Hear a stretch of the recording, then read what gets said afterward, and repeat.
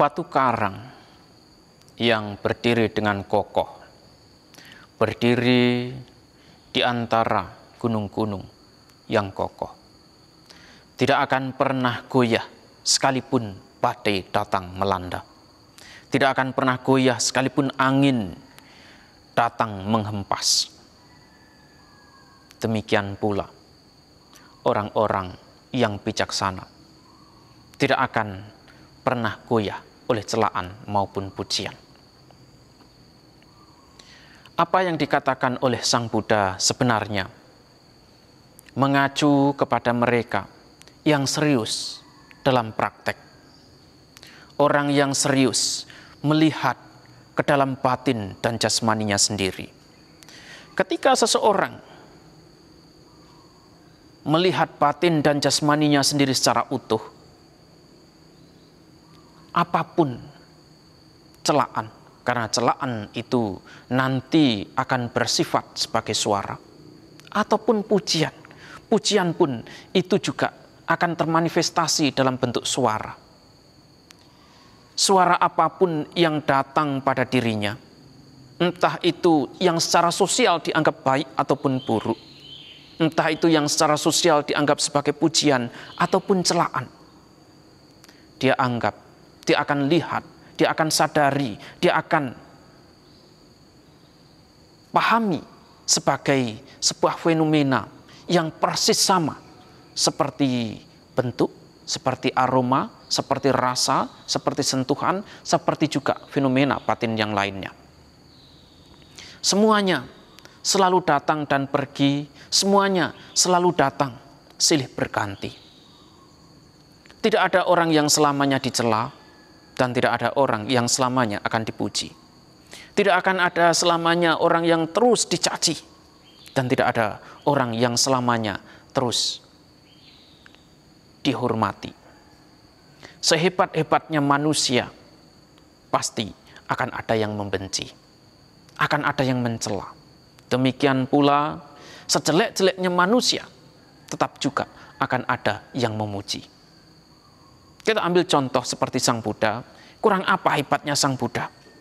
Beliau telah berjuang dengan sungguh-sungguh, berjuang dengan serius untuk kepentingan kebahagiaan manusia. Tetapi tetap saja ada manusia yang tidak suka, ada manusia yang mengkritik, ada manusia yang mencari celah dari Sang Buddha. Sehingga mereka pun masih bisa memberikan celaan, memberikan caci maki, memberikan kritikan terhadap Sang Buddha.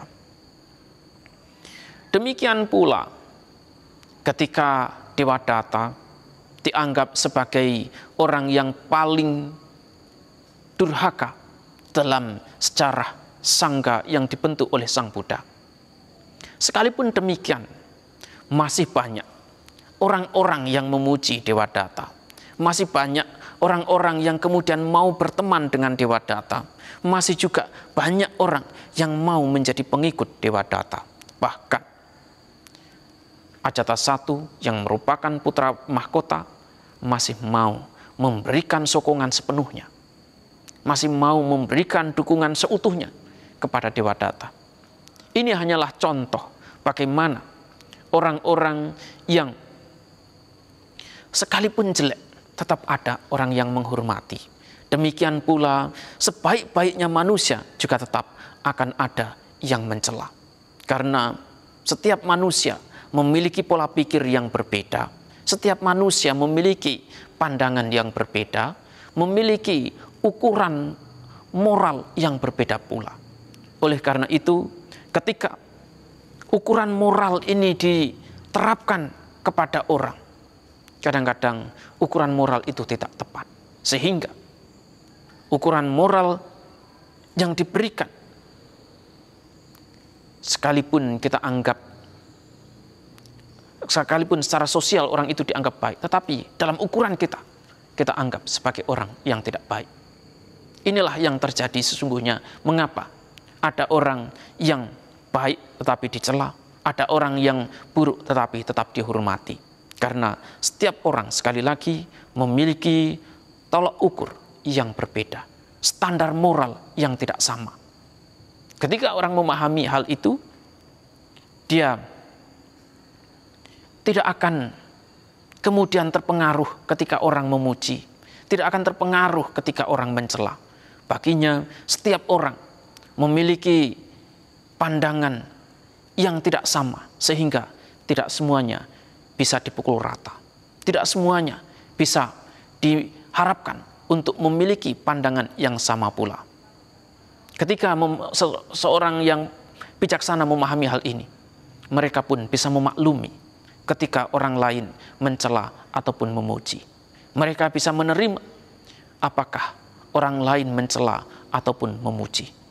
Ini adalah bagaimana karakteristik orang-orang yang bijaksana. Mereka tidak terpengaruh oleh pujian maupun celaan.